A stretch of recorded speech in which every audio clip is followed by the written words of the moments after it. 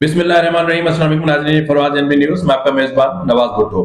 तौहीन अदालत केस की समाअत करने वाले दो रुकनी बेंच ने conflict of interest, judicial frustration और इंतकाम में आकर आइन की धज्जियां बिखेर कर रख दी हैं।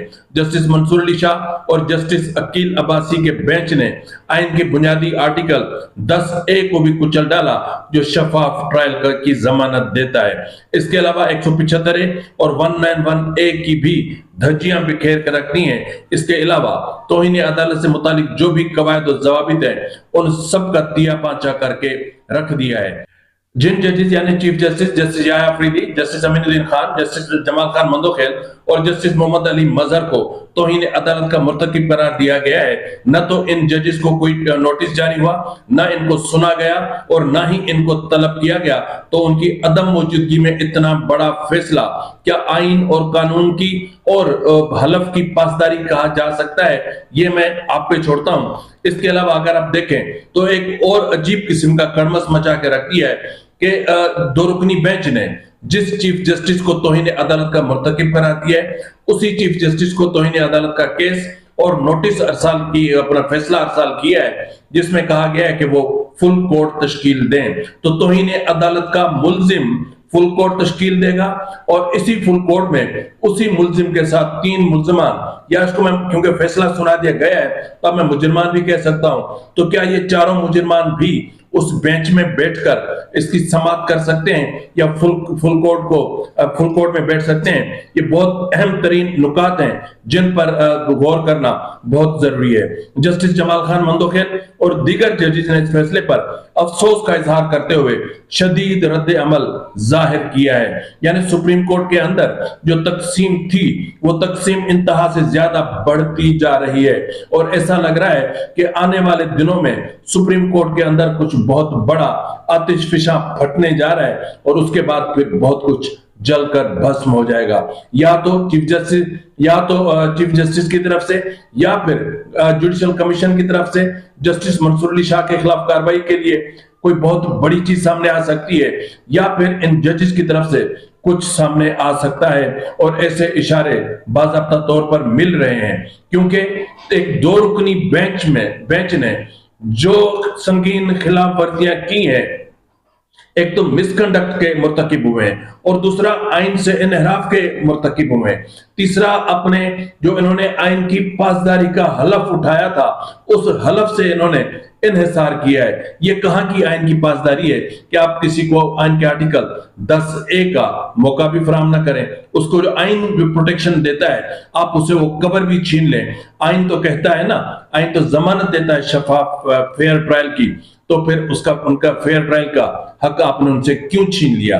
कैसे छीन सकते हैं आप? जिस तरह से पहले वाले विलाग में भी मैं कह चुका हूं कि 175A को अगर आप पढ़ेंगे या उसमें जो सुप्रीम कोर्ट के मुख्तलिफ ऑर्डर्स हैं उनको आप देखेंगे तो उनमें कहा गया है कि कोई अदालत या जज या वो जुरिसडिक्शन एक्सरसाइज नहीं करेगा जो उसको पाकिस्तान का आइन या कानून इजाजत न देता हो। अगर आप इससे बाहर निकलते हैं तो ये आइन को रीराइट करने के मुतरादिफ होता है या फिर आइन से मुतसादिम होने के मुतरादिफ होता है। तो जब एक जज या एक बेंच आइन से मुतसादिम हो जाए तो क्या आइन उसको छोड़ देगा? क्या उसको छोड़ दिया जाना चाहिए?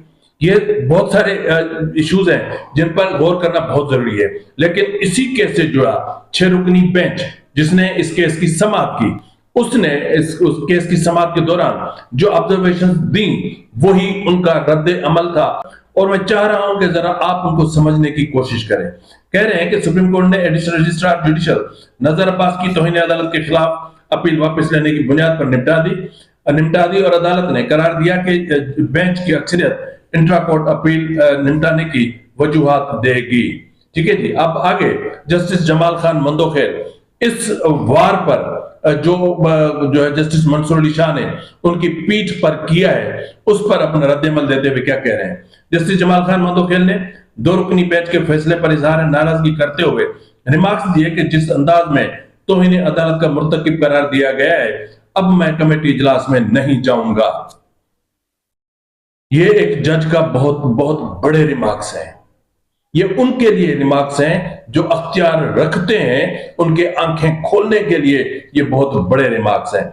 इसमें मजीद कहा गया कि जो है वो खैर वो दरख्वास्त वापस हो गई, और दरख्वास्त वापस होते वक्त बहुत सारी बातें हुई, लेकिन उस दौरान जमाल खान मंदोखेल ने इस्तफसार किया कि ये किन दो कम यानी वो जो ऑर्डर जारी, यानी मैं वो आपको पढ़ के सुना देता हूँ बल्कि, यह कि सुप्रीम कोर्ट में एडिशनल रजिस्ट्रार अपना 6 रुकनी बेंच ने की और अपील वापस लेने की सजा की, और नजर के वकील ने कहा कि अगर अदालत की इजाजत हो तो अपील वापस लेना चाहते हैं। तो जस्टिस जमाल खान मंदोखेल ने कहा कि आप अपना दावा वापस ले सकते हैं, दरख्वास्त अब हमारे सामने लग चुकी है। तो जिस पर जस्टिस अतर मिनुल्लाह ने इस्तफसार किया कि अब आप अपनी अपील क्यों वापस लेना चाहते हैं, तो जिस पर वकील ने मौकूफ अपनाया कि तौहीन अदालत का नोटिस वापस ले लिया गया है। जस्टिस जमाल खान मंदोखेल ने कहा कि ऐसा था तो पहले ही मैंने बता देते। तो जस्टिस अतर मिनुल्लाह ने इस्तफसार किया कि क्या तौहीन अदालत की कार्रवाई खत्म होने का ऑर्डर आ चुका है, जिस पर नजर अब्बास के वकील ने कहा कि जी ऑर्डर आ चुका है, और अदालत में जस्टिस मंसूर का फैसला पढ़कर सुनाया गया। वकील ने कहा कि ये दोनों कमेटियों के खिलाफ तौहीन अदालत के मामले पर फुल कोर्ट के लिए मामला चीफ जस्टिस को भिजवा दिया गया है। चीफ जस्टिस यानी तौहीन अदालत के जो जिसको मुर्तकिब करार दिया गया है। जस्टिस जमाल खान मंदोखेल ने इस्तफसार किया कि ये किन दो कमेटियों की बात हो रही है, जिस पर वकील ने बताया कि एक रेगुलर बेंच की जो प्रैक्टिस एंड प्रोसीजर कमेटी है, और दूसरी आईनी बेंच की। तो जस्टिस जमाल खान मंदोखेल ने कहा कि इसमें तो चीफ जस्टिस भी शामिल है।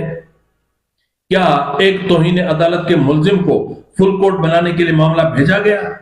तो जस्टिस मोहम्मद अली मजहर ने इस्तफसार किया कि क्या फुल कोर्ट में तौहीन अदालत के मुल्जिमान भी बैठेंगे? तो उस पर जस्टिस अतर मिनुल्लाह ने इस्तफसार किया कि अदालत के फैसले के जरिए अपना माइंड जाहिर कर दिया तो उसी वक्त तौहीन अदालत की कार्रवाई शुरू क्यों ना की।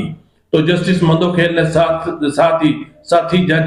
साथ जज की राय से इत्तेफाक करते हुए कहा कि हाँ बुला लेते, हम पेश हो जाते, अटॉर्नी जनरल को बुलाएं, कहां है वो। तो जस्टिस जमाल खान मंदोखेल ने मजीद कहा कि मरकजी केस आईनी बेंच के सामने समाअत के लिए कल मुकर्रर है। तो जस्टिस मोहम्मद अली मजहर ने कहा कि तौहीन अदालत कानून में पूरा तरीकेकार बयान किया गया है। दोनों कमेटियों को तौहीन करने वाले के तौर पर अपना होल्ड किया गया। तरीकेकार तो ये होता है कि पहले नोटिस दिया जाता है। सारी दुनिया के लिए आर्टिकल 10A के तहत शफाफ ट्रायल का हक है। क्या जजेस के लिए आर्टिकल 10A दस्तयाब नहीं है? जब फुल कोर्ट बनेगा तो क्या मुबैना तौहीन करने वाले 4 जजेस भी शामिल होंगे उसमें? हमें नोटिस दे देते, हम 4 जजेस उनकी अदालत में पेश हो जाते। तो जस्टिस शाहिद वहीद ने इस्तफसार किया कि इंट्रा कोर्ट अपील में वो मामला जो अदालत के सामने ही नहीं किया उसे देख सकते हैं। तो जस्टिस मोहम्मद अली मजहर ने इस्तफसार किया कि ये तो क्या हम भी फैसले के खिलाफ इंट्रा कोर्ट अपील दायर करें? तो ये मामला हम उसी केस के तसलसल में देख रहे हैं। तो इस मौके पर जस्टिस जमाल खान मंदोखेल ने मुदाखलत करते हुए कहा कि मुनासिब होगा कि जजेस क्रॉस टॉक ना करें। तो जस्टिस जमाल खान मंदोखेल ने कहा कि हम आइन को फॉलो करेंगे, ऑर्डर को नहीं। ये नाजरीन याद है ना, मैंने आपको कहा था कि सुप्रीम कोर्ट की तरफ से एक और अनएग्जीक्यूटेबल फैसला सुना दिया गया है।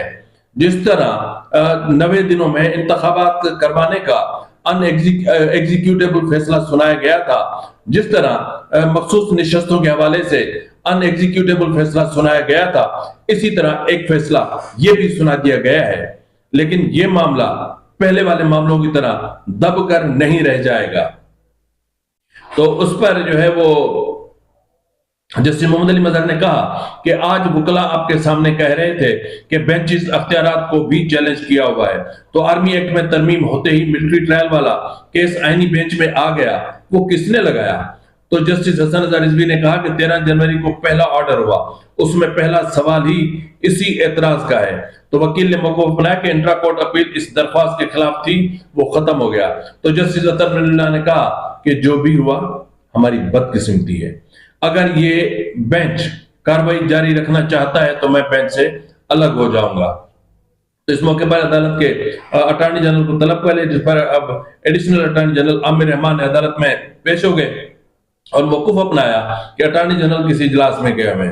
तो जस्टिस जमाल खान मंदोखेल ने इस्तफसार किया कि आपका इस सारे मामले पर मौकूफ क्या है? तो जस्टिस अतर मिनुल्लाह ने कहा कि एक मसला है एक मसला है कि ये फैसला हमारे सामने चैलेंज नहीं है और हम तब ही इस फैसले का जायजा ले सकते हैं जब चैलेंज हुआ हो। तो जस्टिस शाहिद वहीद ने कहा कि अगर फैसले पर सो मोटो लेना है तो उसका अख्तियार आईनी बेंच के पास है। तो जस्टिस मुसर्रत इलाही ने इस्तफसार किया कि खुदा न ख्वास्ता इस वक्त हम सब तौहीन अदालत तो नहीं कर रहे।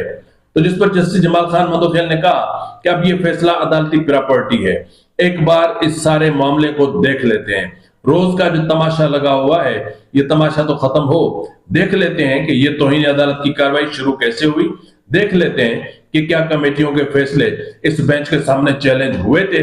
यानी जिस बुनियाद पर तौहीन अदालत चलाई गई उस बुनियाद को किसी ने चैलेंज ही नहीं किया।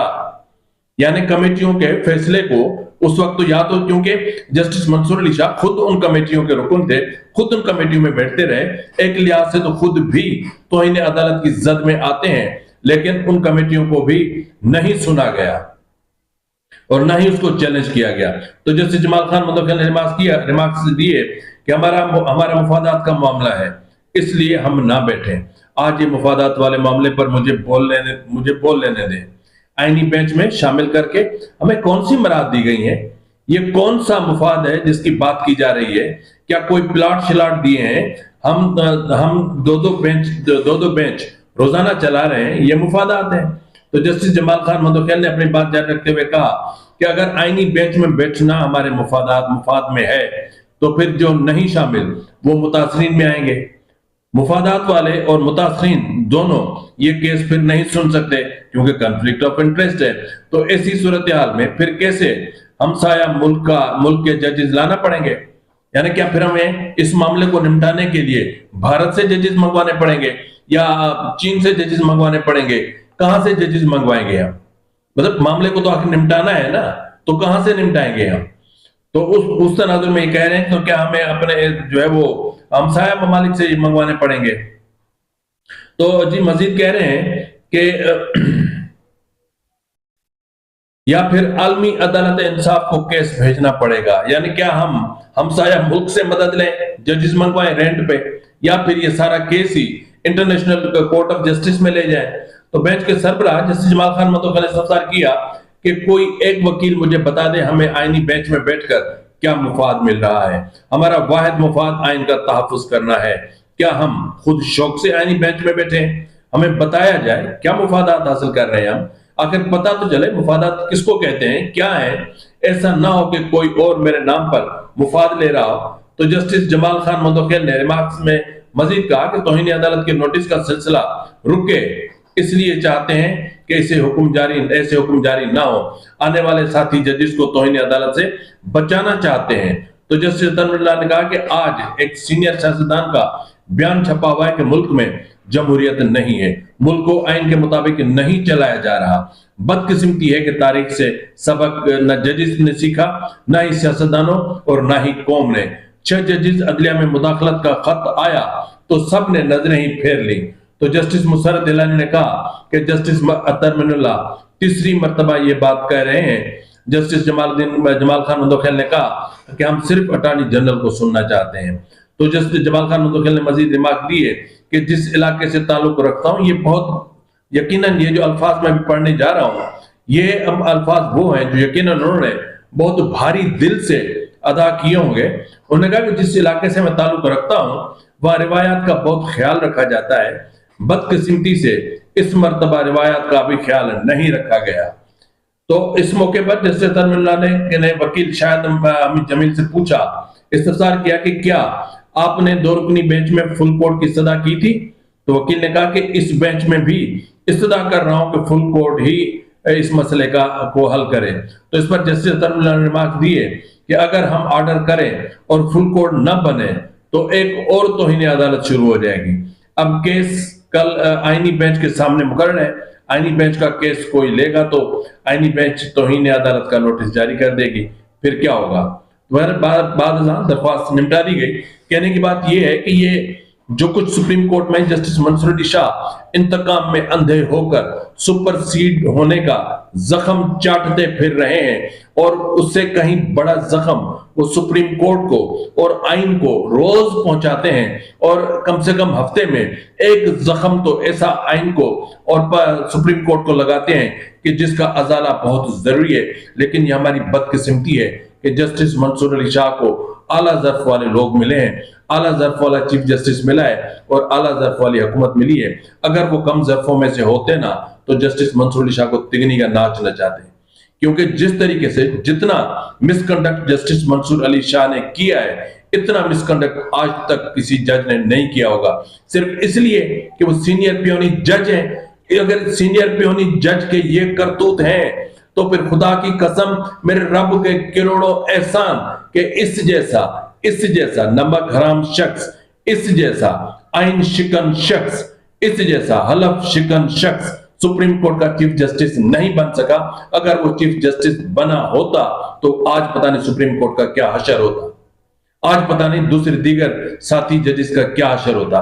जिस तरह आज अपने 4 साथी जजेस, यानी उनमें तो एक जज तो ऐसा है जो इनका पार्टनर रहा है, जस्टिस याया अफरीदी, तो क्या जस्टिस याया अफरीदी और अतन मिर्जा और जस्टिस मंसूर शाह, क्या इनकी कोई बेंच अपना कोई लीगल फॉर्म नहीं थी? क्या उस लीगल फॉर्म में पार्टनर नहीं थे? क्या ये कुलीग नहीं थे? तो जो एक प्लेट में खाने के बाद भी वार करने से बाज ना आए, तो ऐसे शख्स से मेरा अल्लाह सबको अपने हिफ्ज़ व अमान में रखे। ये बात आइन की है, ये बात कानून की है, ये बात इखलाकियात की है, ये बात इखलाकी रिवायात की है, और ये बात बायसियत पाकिस्तानी इस कौमी रिवायात की भी है। तो इस तरह हुकूमत आंखें बंद कर लेगी आज उस कबूतर की तरह जो बिल्ली को देखकर आंखें बंद कर लेती है, तो बिल्ली उसे छोड़ तो नहीं देती। आप कितनी बार आंखें बंद करेंगे, एक दिन ये बिल्ली आपको दबोच लेगी, एक दिन ये बिल्ली आपकी गर्दन आपके धड़ से अलग करके फेंक देगी, एक दिन ये बिल्ली इस आइन को चीर फाड़ के फेंक देगी। फिर क्या करेंगे आप? तो वक्त यही है कि आइन को बचाएं, सुप्रीम कोर्ट को बचाएं, सुप्रीम कोर्ट के अक़दार को बचाएं, आईनी अक़दार को बचाएं, 26वीं आईनी तरमीम को बचाएं, इस मुल्क को बचाएं। ऐसा ना हो कि कल बहुत देर हो जाए। फिलहाल के लिए इतना ही, मिलते हैं अगले प्रोग्राम में, तब तक इजाजत दीजिए। फी अमान अल्लाह।